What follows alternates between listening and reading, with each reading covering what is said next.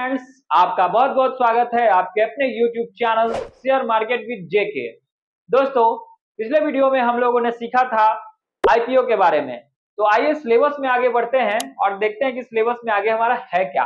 तो basic of investment में आप आईपीओ के बारे में समझ चुके थे, तो हम पहले म्यूचुअल फंड के बारे में भी देख लेंगे। उससे पहले मेरा एक इंपॉर्टेंट टॉपिक छूट गया था दोस्तों, जिसको सेबी कहते हैं। ठीक है, सेबी का काम क्या है इसके बारे में आज हम लोग जानेंगे। तो आगे बढ़ते हैं। सेबी को हम लोग कहते हैं security exchange board of India.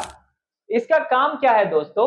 SEBI के अगर काम के बारे में बात करें तो आपको हम बताते हैं ये क्या करता है। इन्वेस्टर्स जो होते हैं, ठीक है, फिर उसके बाद एक्सचेंज होता है, उसके बाद कंपनी होता है। ठीक है दोस्तों, तो ये तीनों को क्या करता है? रेगुलेट करता है। ठीक है, ये एनएससी बीएससी को भी रेगुलेट करता है और इन्वेस्टर्स का ख्याल रखता है। इन्वेस्टर्स का ख्याल रखेगा कि इनका पैसा डूबे नहीं। ठीक है, कंपनी का पैसा डूबे नहीं, ये कोई मनमानी ना करे। ठीक है, एनएससी और बीएससी जो है कंट्रोल में रहे। ये सारा कंट्रोल किसके पास रहेगा दोस्तों? तो ये सेबी के पास रहेगा।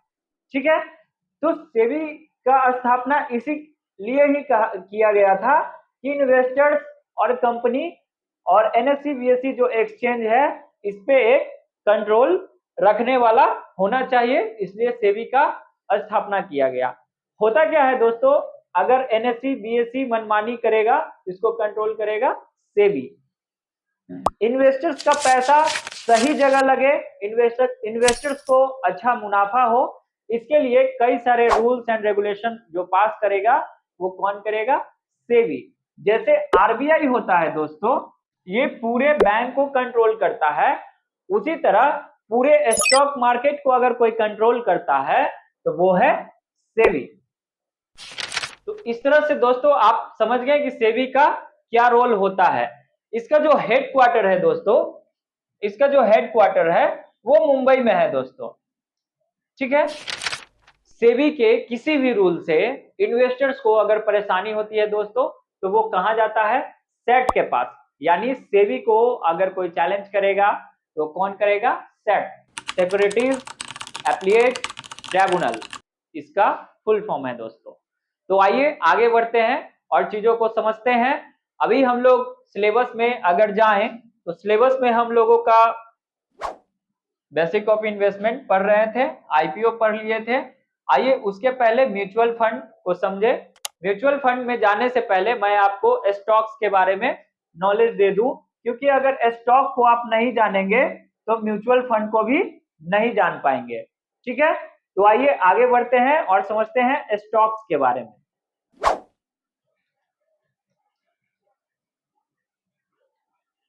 मैंने आपको बताया था दोस्तों कि आईपीओ आने के बाद कोई स्टॉक जो है एनएससी और बीएससी में लिस्टेड हो जाता है। ठीक है, तो स्टॉक जब लिस्टेड हो जाता है उसके बाद आप क्या करते हैं? आप इसमें इन्वेस्ट करते हैं। जैसे मैंने आपको बताया था एग्जांपल लेके कोई भी स्टॉक के बारे में, जैसे मैंने रिलायंस की बात किया। ठीक है, इस तरह से आप कोई मान लीजिए एमआरएफ की बात करते हैं।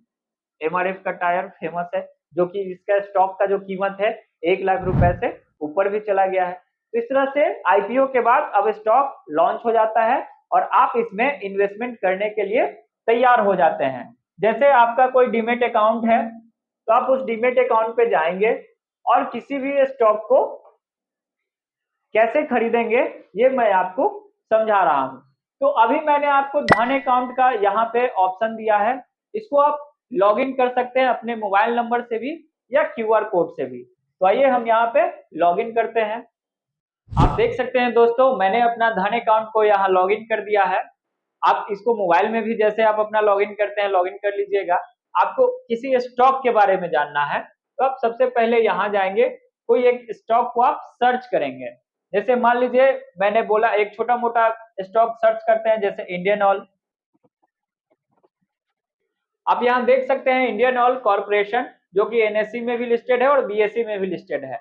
आप चीजों को यहीं से समझते चले जाइए। जो भी स्टॉक जिसमें लिस्टेड होगा वो यहाँ दिखता रहेगा, जैसे एनएससी में लिस्टेड है और बीएसई में भी लिस्टेड है, तो आप इस स्टॉक पे क्लिक करेंगे। दोस्तों आप देख सकते हैं यहाँ पे इंडियन ऑयल का चार्ट ओपन हो गया है। जो अभी हमने जो स्टॉक की बात की थी, अभी हम लोग यहाँ पे जैसे यहाँ देखिए यहाँ टाइम फ्रेम दिखाता है। आप अगर चाहें तो वन डे इसको सेलेक्ट कर लेंगे। वन डे सिलेक्ट करेंगे तो इसका जो कैंडल और इसका जो परफॉर्मेंस दिखा रहा है वो वन डे के हिसाब से दिखा रहा है, आप देखिए। ठीक है, तो यहाँ पे हम लोग देख रहे हैं ये इंडियन स्टॉक की बात करें, अभी ओवरऑल सिर्फ एक स्टॉक की बात कर रहे हैं। तो आप देख सकते हैं ये चार्ट ऐसे हम लोग ओपन करते हैं। चार्ट ओपन करने के बाद आप देख सकते हैं ये जो कैंडल बना है ये वन डे का कैंडल बना है दोस्तों। ये जो चार्ट ओपन आपने धन अकाउंट जो ओपन किया है, ये धन अकाउंट में बहुत सारे फीचर्स फ्री हैं। ये ट्रेडिंग व्यू में इसका चार्ट जो है फ्री आप देख सकते हैं। इसके साथ साथ कई सारे इंडिकेटर्स भी आपको फ्री मिलते हैं, वो धीरे धीरे आपको पता चलेगा। तो आइए यहाँ पे देखते हैं ये जो हमारा जो कैंडल बना है दोस्तों, ये जो कैंडल बना है ये वन डे का कैंडल है। ठीक है, और यहाँ पे हमने जो टाइम फ्रेम सेलेक्ट किया है वो डे वाला सेलेक्ट किया है। ठीक है, तो इस हिसाब से आप देख सकते हैं, इस स्टॉक का परफॉर्मेंस देख सकते हैं। आप यहाँ पे इसका अगर डेट देखना चाहें तो आइए आपको मैं बताता हूँ डेट कैसे देखेंगे। जैसे इस पे ऐसे क्लिक करेंगे और इस कैंडल के बारे में जानना है कि ये कैंडल किस डेट का है, तो आप यहाँ पे देख रहे होंगे दिखा रहा है 2 अगस्त 2024, यानी 2 तारीख का ये कैंडल है। ठीक है, यानी 2 तारीख में ये स्टॉक जो है इंडियन ऑयल का स्टॉक जो है कितना पे रन कर रहा था, 177.71 पे। इस तरह से आप यहाँ जाते हैं तो ये 1 अगस्त को ये कहाँ पे रन कर रहा था, 180 के आसपास। और यहाँ देखिए जस्ट बगल वाला कैंडल पे जाते हैं, ये 31 जुलाई का है। इससे आप चार्ट के साथ साथ आप स्टॉक के बारे में सब कुछ जान सकते हैं दोस्तों। फिर मैं एक अलग आपको सॉफ्टवेयर के बारे में बताऊंगा, हालांकि आप चाहें तो क्रोम में भी जाके उसका सारा डिटेल्स आप ले सकते हैं। जैसे आपको जाना है दोस्तों सबसे पहले क्रोम में जाने के बाद आप नया टैब खोलेंगे, यहाँ लिखेंगे स्क्रीनर। स्क्रीनर जब ओपन हो जाएगा तो आपका जो फेवरेट स्टॉक होगा दोस्तों, जिसके बारे में आप पूरे डिटेल से जानना चाहते थे, तो वो तो आप वहां पे ग्राफ देखें, चार्ट देखें, ठीक है, उसका परफॉर्मेंस देखें। और स्क्रीनर पे भी जाने के बाद आप चाहें तो स्टॉक के बारे में फुल एनालिसिस और डिटेल्स डीपली आप प्राप्त कर सकते हैं। तो आइए यहाँ पे आते हैं और हम लोग सर्च करेंगे सबसे पहले अपना स्टॉक इंडियन ऑयल। आप कोई जरूरी नहीं है दोस्तों, जैसे यहाँ पे देखिए इंडियन बैंक है, आप कोई भी स्टॉक किसी भी जो जिसका आईपीओ आ चुका है, जो शेयर मार्केट में लिस्टेड है, ठीक है, कोई भी स्टॉक के बारे में पूरा डिटेल्स आपको जानना है तो स्क्रीनर पे आएंगे और यहाँ आके आप उसका डिटेल्स चेक करेंगे। जैसे हम अभी इंडियन ऑयल टाइप कर रहे थे, इंडियन ऑयल, ठीक है, यहाँ पे आ गया दोस्तों इंडियन ऑयल कॉर्पोरेशन लिमिटेड। इस पे आप क्लिक करेंगे। इस पे जैसे ही क्लिक करेंगे दोस्तों तो आप क्या करेंगे कि जिस भी स्टॉक का आपका यहाँ पे जो आप सर्च करेंगे वो यहाँ पे चार्ट आएगा। और इसमें आपको समझना है दोस्तों कि क्या क्या आपको बेनिफिट मिलेगा इस स्क्रीनर ऐप से, या अगर आप कंप्यूटर पे कर रहे हैं तो आप इस पे ब्राउज करेंगे तो आपका जो डिटेल्स आएगा, सर्च में जाएंगे, सर्च में जाने के बाद जो डिटेल्स आएगा उस पर आप एनालिसिस करेंगे।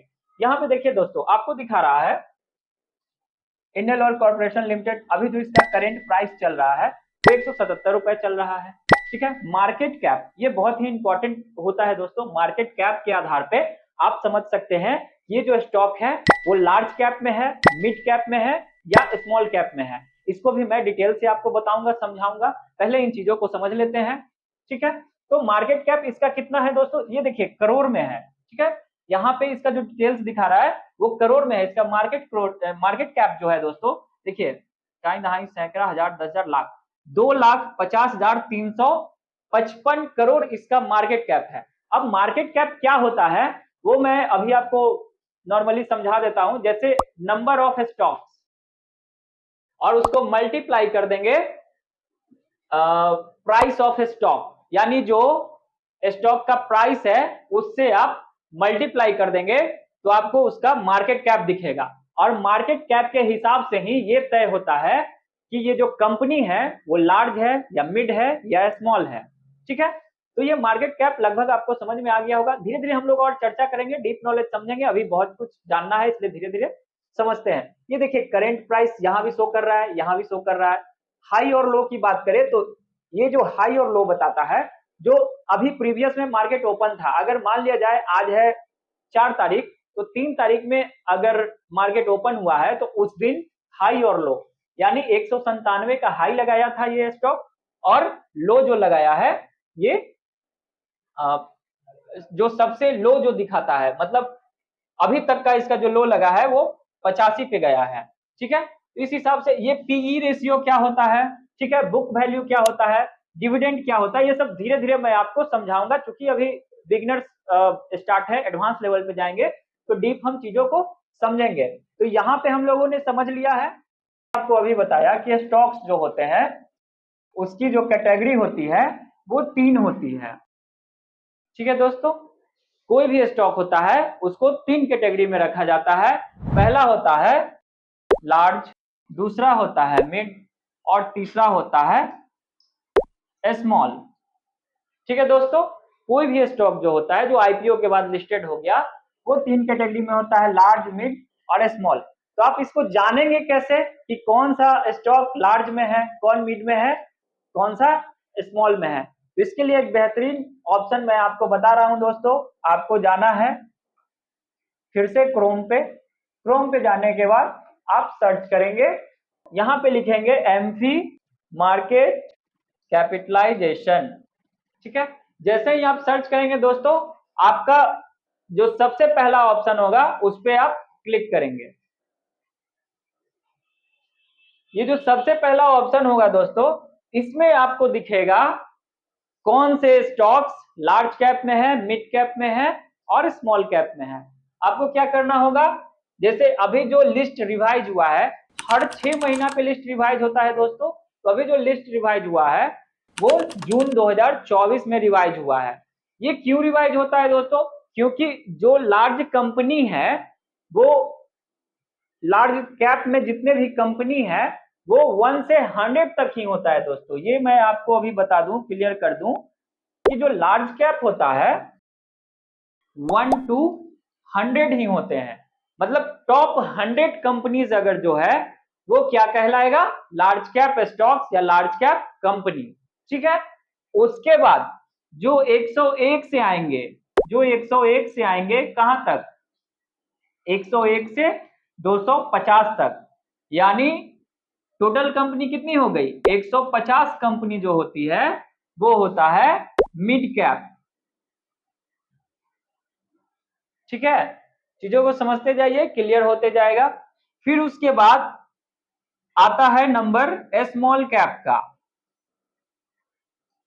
स्मॉल कैप का नंबर आता है। तो आप बताइए, जब फर्स्ट 100 हो गया लार्ज कैप, उसके बाद 101 से 250 तक हो गया मिड कैप, तो उसके बाद का बचा जो वो क्या हो जाएगा, स्मॉल कैप।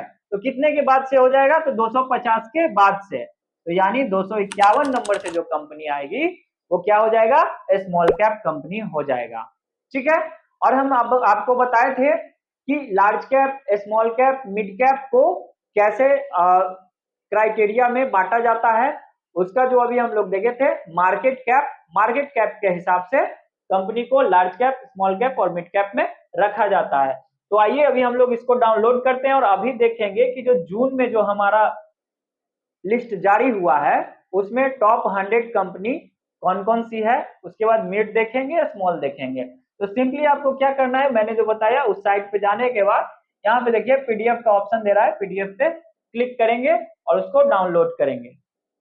डाउनलोड करने के बाद दोस्तों वो चार्ट जो है वो आपके स्क्रीन पे ओपन हो जाएगा और आप यहाँ आसानी से देख सकते हैं दोस्तों कि देखिए स्टार्ट यहाँ 1 से है, और ये देखिए 100 तक, यानी यहाँ जो जितनी भी कंपनियां हैं, आप इसको वीडियो को पॉज करके आराम से देख ले या चाहे तो डाउनलोड कर ले, मैंने आपको तरीका तो बता ही दिया है। आप डाउनलोड करके आप देख सकते हैं जो 100 कंपनी है वो क्या है दोस्तों, लार्ज कैप कंपनी। यहाँ देखिए लार्ज कैप कंपनी है। फिर उसके बाद इसमें आइए सारे ऑप्शंस पढ़ लेते हैं। यहाँ देखिए जो बीएसई 6 मंथ का एवरेज जो मार्केट कैप है वो यहाँ पे रेगुलेट करने के बाद जो आया है वो सबका लिखा हुआ है। सबसे ज्यादा अभी मार्केट कैप किसी का है, जो है यहाँ देखिए 19,47,786 करोड़, वो रिलायंस इंडस्ट्रीज का है, यानी 1 नंबर पे ये कंपनी अभी रन कर रही है। सेकंड में टाटा कंसल्टेंसी सर्विस लिमिटेड है।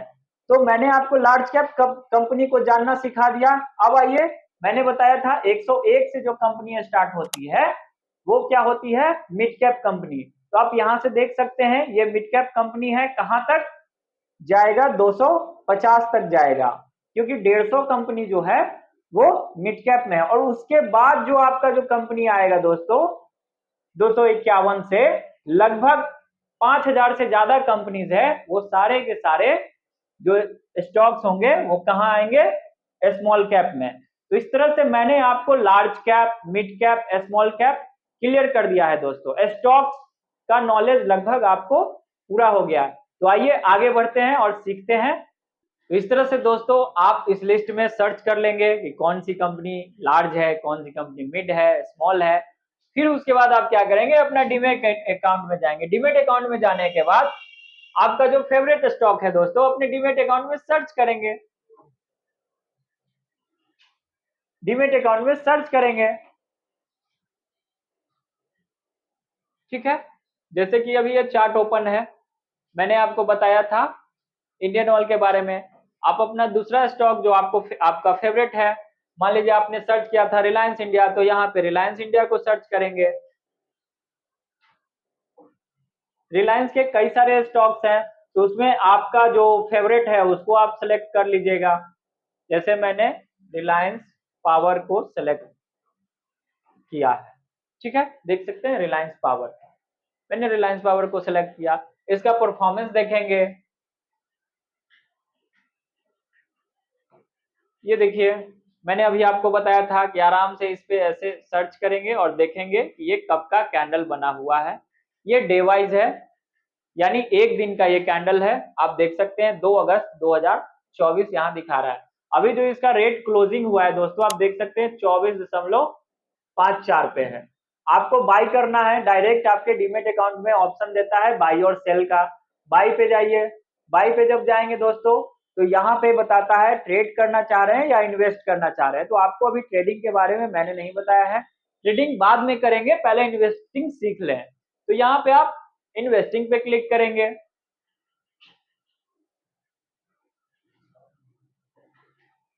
इन्वेस्टिंग पे क्लिक करने के बाद दोस्तों आपको यहाँ पे ऑप्शन देता है मार्केट, लिमिट और ट्रिगर, ठीक है।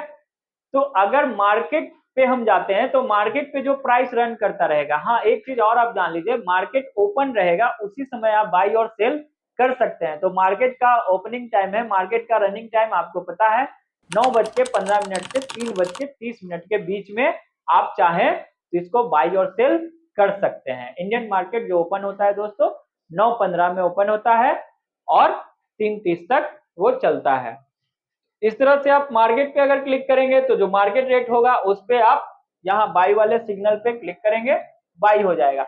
मार्केट के बाद आपको ऑप्शन दिखा रहा है दोस्तों यहाँ लिमिट का। लिमिट में आपको करना क्या है कि आप चाह रहे हैं कि मार्केट का जो अभी करेंट प्राइस 34 है और आपको लग रहा है कि मार्केट डाउन होगा यानी इसका रेट कम होगा, तो आप क्या करेंगे कि यहाँ पे सर्च करेंगे और 31 टाइप कर देंगे, यानी मार्केट और गिरे आप कम पैसे में खरीदे तो यहाँ पे आप सर्च कर देंगे लिमिट में आप 31 रुपए, आपको मन है 36 रुपए ऊपर जाए तो ऊपर वाले पे खरीदे तो यहाँ आप 36 पे क्लिक कर सकते हैं। लेकिन लिमिट प्राइस में आप हाई रेट पे नहीं खरीद सकते हैं, जब भी खरीदेंगे तो लो रेट पर, लिमिट में आपका लिमिट लगा है, आप उससे ज्यादा नहीं जा सकते हैं। लो रेट पे आप खरीद सकते हैं, जैसे अभी 34 है तो आप 33, 32, 31 में आप खरीद सकते हैं लिमिट ऑर्डर में। आप चाह रहे हैं कि हाई पे हम खरीदें तो इसके लिए आपको जाना होगा ट्रिगर ऑप्शन पे। ट्रिगर ऑप्शन पे जाएंगे, आपको यहाँ लगाना होगा 38 और यहाँ लगाना होगा 37। इस तरह से दोस्तों आपका क्या होगा, इस दोनों के बीच में जो रेट आएगा यानी 38 और 37 के बीच में जैसे ही आएगा तो आपका इस रेट पे बाई हो जाएगा। तो इस तरह से आप अपना इन्वेस्टिंग जर्नी स्टार्ट कर सकते हैं दोस्तों। फिर इसके बाद मैं आपको बताऊंगा म्यूचुअल फंड के बारे में, ईटीएफ के बारे में। तो अभी आप क्या करेंगे, अभी चीजों को समझेंगे, धीरे धीरे हम लोग आगे बढ़ेंगे। धीरे धीरे इसलिए क्योंकि चीजों को अच्छे से जब तक नहीं समझेंगे दोस्तों तो आपका कॉन्सेप्ट क्लियर नहीं होगा, और फिर वही बातें आएंगी कि आपने शेयर मार्केट में पैसा लॉस कर दिया, और आप अपने दोस्तों के साथ यही कहेंगे कि शेयर मार्केट तो बुरा है, इसमें पैसा लॉस ही लॉस होता है। ऐसा नहीं है, जब तक आप नहीं सीखेंगे तब तक आप आगे नहीं बढ़ेंगे। तो फिर अगले वीडियो में आपको मैं पढ़ाऊंगा म्यूचुअल फंड ईटीएफ के बारे में। तो मिलते हैं अगले वीडियो में, तब तक के लिए नमस्कार, धन्यवाद।